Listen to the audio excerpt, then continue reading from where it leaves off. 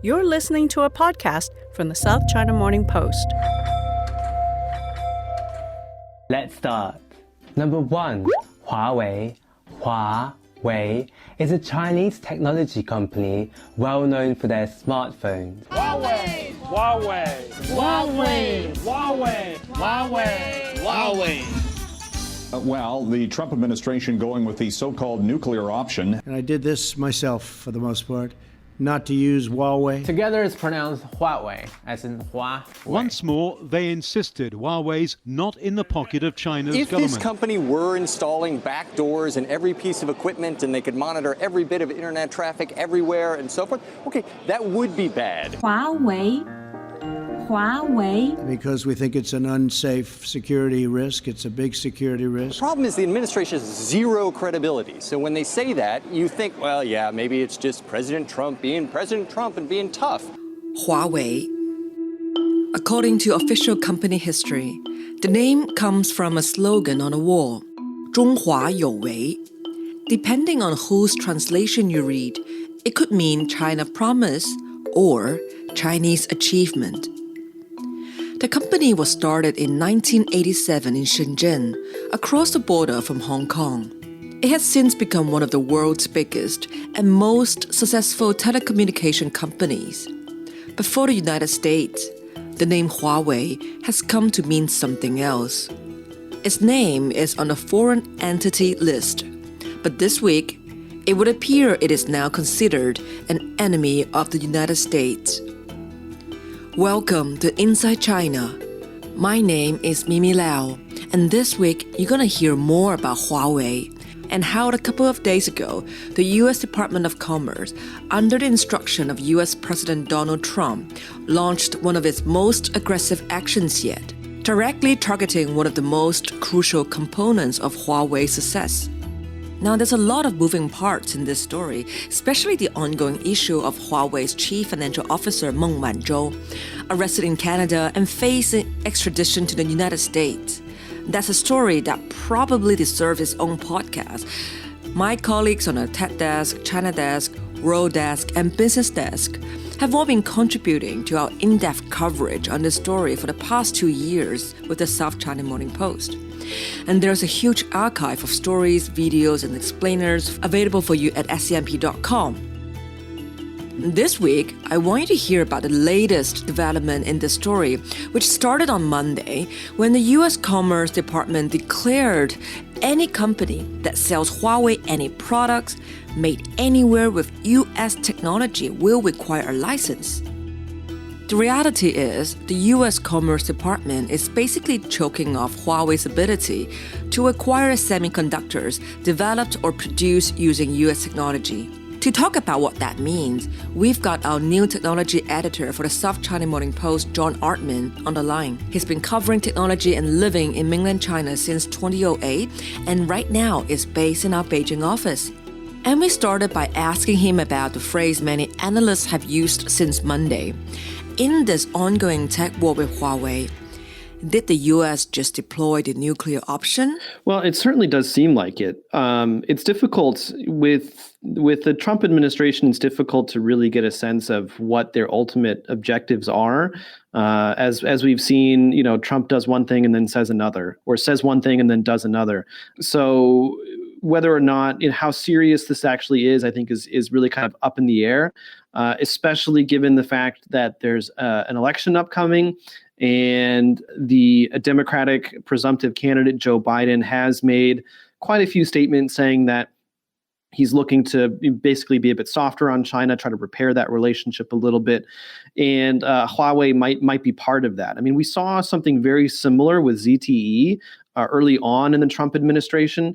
At the last minute, the Trump administration gave ZTE an out, and so they were able to continue to survive. Now, with Huawei, Huawei really, since like 2012 has really been kind of the whipping boy when it comes to national security and between the U.S. and China. I mean, there's been quite a few deals that have been blocked by the U.S. Government outside of technology, considered part of national security. So, for example, when CNOOC, one of the offshore oil companies, wanted to buy an offshore oil company in America, that was blocked on national security grounds.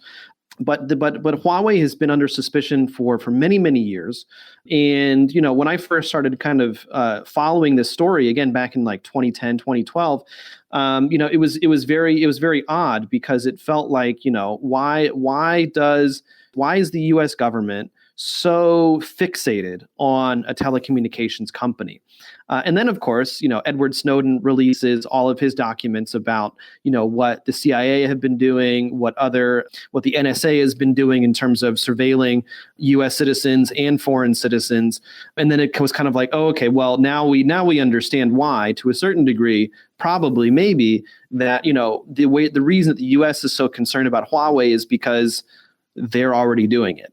And so I think that kind of taking that lens helps to clarify things a little bit. But it's also important to remember that no credible evidence has actually been made public as to why the United States government mistrusts Huawei so much. Every once in a while. So, for example, Joe Rogan, one of his usual guests is an ex-CIA guy. He was on maybe about a year ago talking about Huawei, and his message was, yes, there are good reasons that the U.S. doesn't like Huawei, but he was not able to give any. And so, again, there's a lot of speculation about, is there actually something there or isn't there? But I think also, Huawei, especially over the last maybe year and a half, has also become a proxy for the tensions between the United States and China. And so this latest move is obviously very extreme. I think that what we're seeing right now in the Trump administration is more and more extreme measures against China in general. Some are speculating it's because they know they're going to lose in the next election, so they want to kind of implement things that the next president cannot walk back from. But it does seem, it's very difficult to see kind of where Huawei can go after this. On the technology section here at SCMP, we're asking this question right now. We just published a piece a couple of days ago saying it's really not clear how things are gonna end up with this company. So what is this going to do to Huawei as a company? What does it mean to cut off access to semiconductors for a company that is trying to compete in the global telecommunications industry? Well, yeah. So, this is the biggest problem with China and semiconductors and the United States is that, most semiconductor technology is created in the United States these days. You have the Taiwan TMSC. They don't actually design the chips, right? They make the chips. And so what you have in a lot of cases is American companies, they're designing the technology. So they have hardware and chip designers based in the States. And then they outsource the actual manufacturing to, at this point, it's usually Taiwanese companies. Now, the biggest issue is that China does not have an industry that is capable of, on the one, not only designing the chips, but then on the other hand, also manufacturing the chips. Ever since, semiconductors have become part of the tech war between the U.S. and China, they have, I think, China's always wanted to be independent. If you look at like food policy, for example, and kind of other kind of broader economic policies, a lot of it's built on this idea of independence, or at least kind of internal stability that can't really be affected by outside forces. And so with technology, that's also been a thing as well, but it wasn't, completely necessary until, maybe 2 years ago. And so for Huawei, the issue is that China has no capability to produce the kinds of semiconductors and other, telecommunications equipment that Huawei is going to need. Now, you have to remember that Huawei makes their own telecommunications equipment, but the components of that are it contains technology that is licensed by U.S. companies. And so with the latest, basically that means that Huawei can't use any of that, and it sets them back phenomenally. And so I think the big question is, number one, will there be a rollback? Is this kind of part of Trump's negotiation tactics for something else? And if things do get rolled back, if they are given a reprieve, let's say, will they be able to actually recover from that? So these are some big questions that I'm not sure I have any good answers for just yet.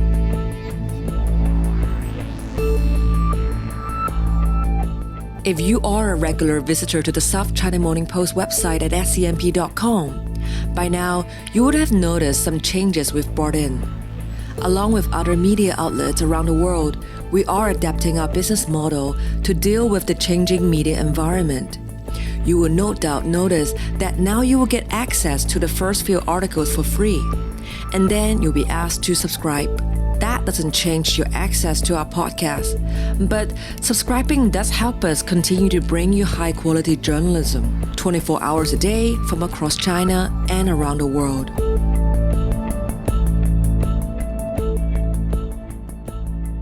Cutting off access to semiconductors is what an economist might call a supply-side measure. But there was something else the U.S. did back in March this year. That was very much a demand-side action.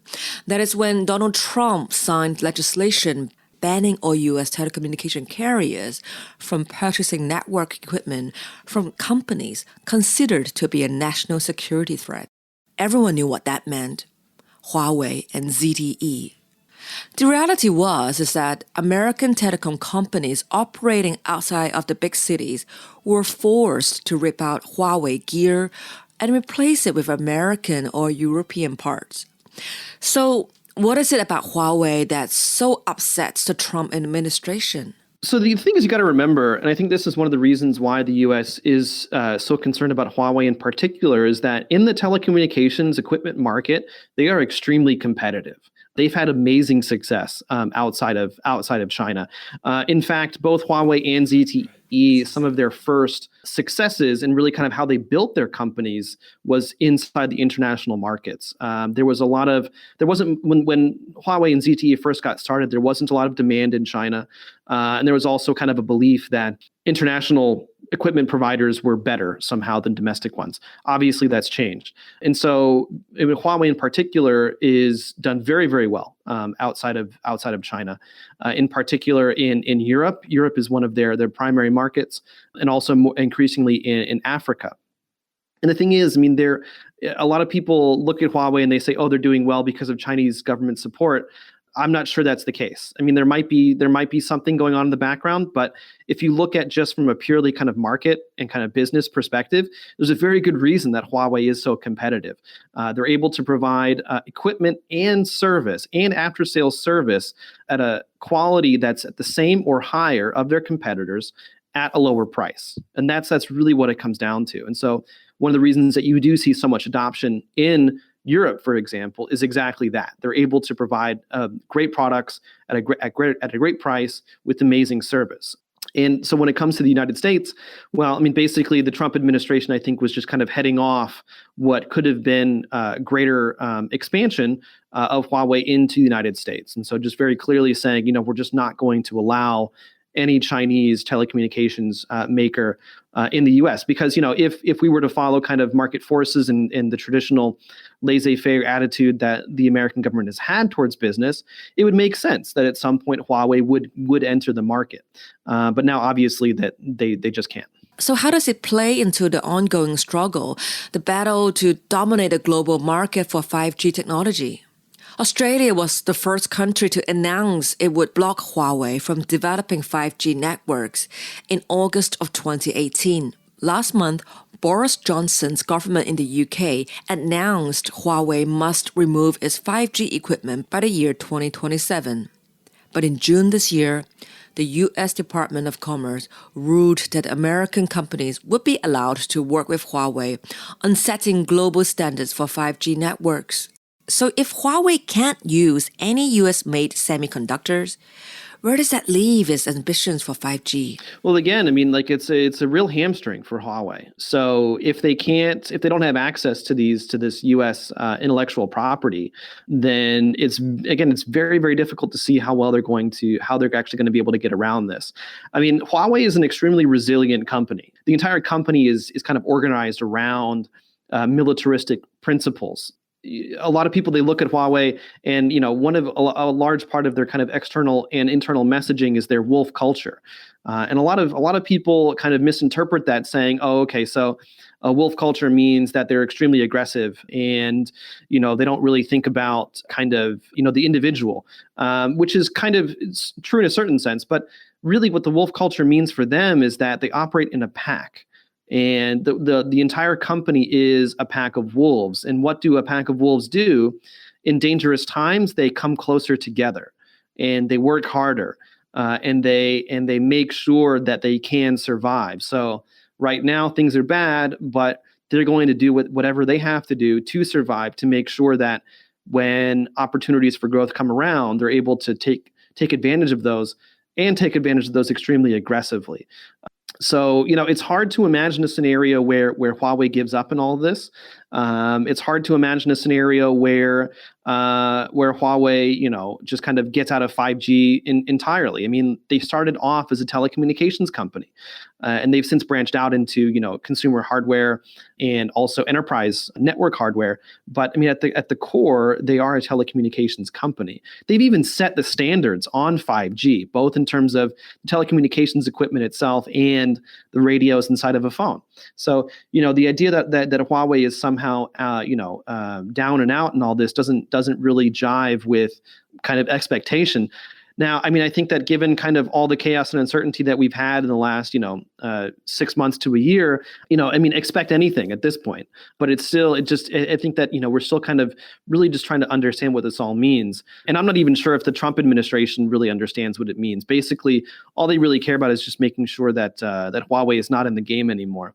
But I think also, broadly speaking, I think this also raises some really big questions for the telecommunications industry as a whole. As I said, Huawei has been a leader in setting the standards on 5G. I'm pretty sure that they're working on 6G standards as well.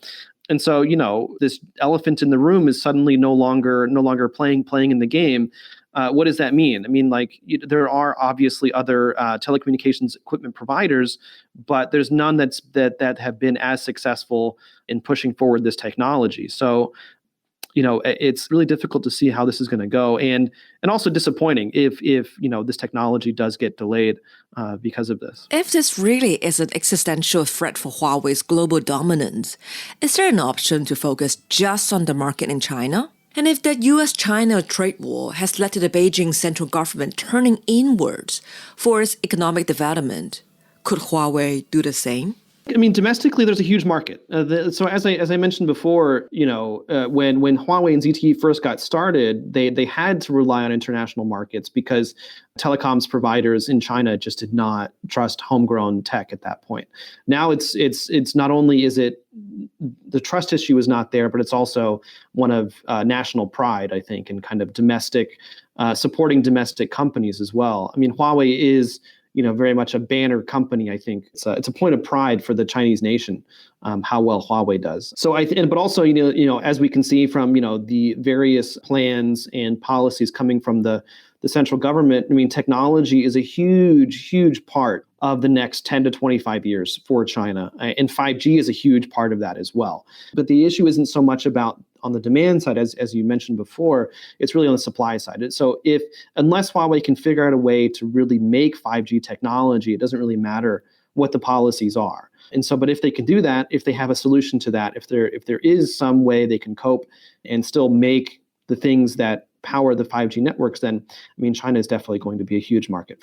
China is a huge market, and the chips may be down for Huawei, but it's definitely not out of the game yet. John Artman and the tech team at the SCMP are filing constant updates on this story at scmp.com. And our colleagues in Vancouver, Shenzhen, Washington, London, and here in Hong Kong are also filing analysis and features on the Huawei story. Thank you for listening to this edition of Inside China. Thank you for reviews, thank you for sharing, and yes, thank you for comments on YouTube. My name is Mimi Lau. I'll see you next week with our Inside China podcast. For more podcasts from the South China Morning Post, head to scmp.com, where you can hear more about technology, trade, culture, and society.